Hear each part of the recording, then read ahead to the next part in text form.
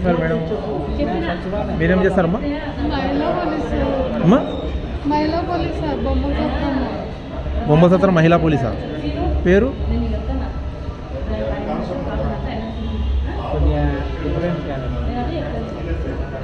ఇది మైండ్ అదే difference character అనుకుంటున్నాను నేనైతే.